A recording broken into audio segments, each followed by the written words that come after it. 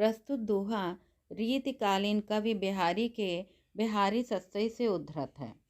आचार्य रामचंद्र शुक्ल ने आपके दोहों की प्रशंसा में कहा है, इनके दोहे क्या हैं, रस के छोटे छोटे छींटे हैं। बिहारी की भाषा के विषय में भी शुक्ल ने कहा है, बिहारी की भाषा चलती होने पर भी साहित्यिक है। वहीं जॉर्ज ग्रियर्सन आपके बिहारी सत्सई को संपूर्ण विश्व में बिहारी सत्सई के समकक्ष कोई रचना प्राप्त नहीं होती कहते हैं। बिहारी के इस दोहे की व्याख्या इस प्रकार है। डारे ठोड़ी गाढ़ गही नैन बटोही मारे, चिलक चौंध में रूप ठग हांसी फांसी हारी।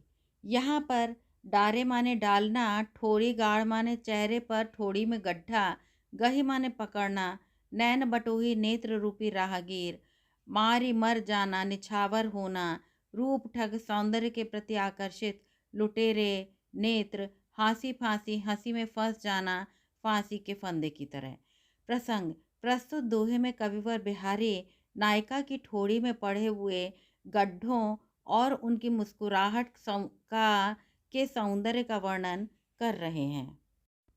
नायिका की ठोड़ी के गड्ढे को देखकर नायक उस पर रीझ जाता है और कहता है, हे नायिका, तेरे अपार सौंदर्य रूपी ठग ने डारे ठोड़ी गाड़ी माने डाल दिया है।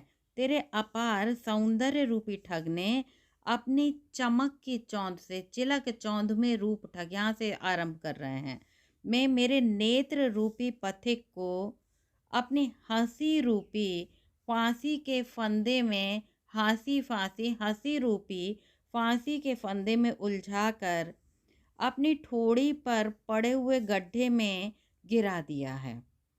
अर्थात मेरे नेत्र नायिका के लिए, हे नायिका, तेरे अपार सौंदर्य रूपी ठग ने अपनी चमक की चौंध से मेरे नेत्र रूपी पथिक को अपनी हंसी रूपी फांसी के फंदे में उलझाकर अपनी ठोड़ी पर पड़े हुए गड्ढे में गिरा दिया है। अर्थात मेरे नेत्र आपके ठोड़ी के गड्ढे और मासूम हंसी से आपकी ओर आकर्षित हो चुके हैं। वे आपके सौंदर्य से बहुत अधिक प्रभावित हैं और उसे छोड़कर अन्यत्र कहीं और नहीं जाना चाहते। यहाँ पर रूपक अलंकार का सौंदर्य दिखाई देता है। यदि हम विशेष की बात करें तो कह सकते हैं कि सांग रूपक की सफल योजना है। प्रस्तुत रूपक में नायिका का सौंदर्य तो ठग है और उसके सुंदर शरीर की छवि पथिकों के लिए चौंधा बन जाती है। नायिका की सुखद हंसी फांसी के फंदे की तरह है और नायक के नेत्र पथिक हैं जो कि हंसी रूपी फांसी के फंदे में पड़कर मर जाते हैं और फिर ठोड़ी रूपी गड्ढे में ढकेल दिए जाते हैं। रूपक बहुत सुंदरता के साथ यहाँ अपनी छटा बिखेर रहा है। यदि हम बिहारी के छंदों की बात करें तो कहा जा सकता है कि उन्होंने दोहे जैसे छोटे छंद का प्रयोग किया है और जो कि बहुत सुंदरता से किया है। ये एक अर्ध सममात्रिक छंद है, 2 पंक्तियों का होता है और 4 चरण माने जाते हैं। इसके विषम चरणों प्रथम और तृतीय में 13-13 मात्राएं और सम चरणों द्वितीय तथा चतुर्थ में 11-11 मात्राएं होती हैं। यहाँ पर बिहारी के संदर्भ में आचार्य शुक्ल के कथन दिए गए हैं, जिनका प्रयोग करके आप अपनी व्याख्याओं को और आप अपने प्रश्नों में अधिक अंक प्राप्त कर सकते हैं। शुक्ल के प्रमुख कथन इस प्रकार हैं, इनके दोहे क्या हैं, रस के छोटे छोटे छींटे हैं। बिहारी की भाषा चलती होने पर भी साहित्यिक है। जिस कवि में कल्पना की समाहार शक्ति के साथ साथ भाषा की समाज शक्ति जितनी अधिक होगी उतनी ही वह मुक्तक रचना में सफल होगा। यह क्षमता बिहारी में पूर्ण रूप से विद्यमान थी। इसी से वे दोहे जैसे छोटे छंद में इतना रस भर सके हैं। इनके दोहे क्या हैं, रस के छोटे छोटे छींटे हैं। और एक कथन और भी है, इनकी कविता श्रृंगारी है किंतु प्रेम की उच्च भूमि पर नहीं पहुंचती, नीचे रह जाती है। आचार्य शुक्ल का यह कथन भी महत्वपूर्ण है। निश्चित रूप से हमें इन कथनों को अवश्य याद करना चाहिए और इनका प्रयोग यथास्थान करना चाहिए। इसके अतिरिक्त यहाँ पर अन्य भी कथन दिए गए हैं जो कि भाषा से संबंधित हैं। बिहारी की भाषा चलती होने पर भी साहित्यिक है।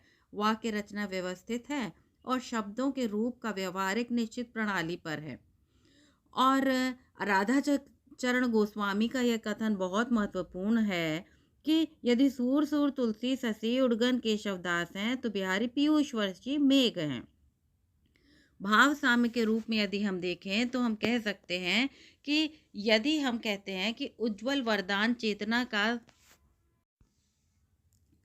भाव साम्य के रूप में यद्यपि हम सौंदर्य के बहुत से उदाहरण देते हैं, लेकिन इनकी नायिका में आंतरिक हृदयगत सौंदर्य भी विद्यमान है, जो कि हम प्रसाद की पंक्तियों से मिला सकते हैं। उज्जवल वरदान चेतना का सौंदर्य जिसे सब कहते हैं, जिसमें अनंत अभिलाषा के सपने सब जगते रहते हैं। किड्स की पंक्तियां हम भूल नहीं सकते। A beauty is a thing of Joy for ever. और विद्यापति की पंक्तियां भी हैं, बिहारी की अन्य पंक्तियां भी हैं, और बिहारी की कई पंक्तियां दी हैं जो कि मुग्धा नायिका से संबंधित हैं। यदि आप इन सभी का प्रयोग करके अपने अंकों को निश्चित रूप से बढ़ा सकते हैं। यदि आपको मेरे द्वारा पढ़ाया गया यह दोहा अच्छा लगा हो तो कृपया चैनल को लाइक शेयर और सब्सक्राइब अवश्य करें। बहुत बहुत धन्यवाद।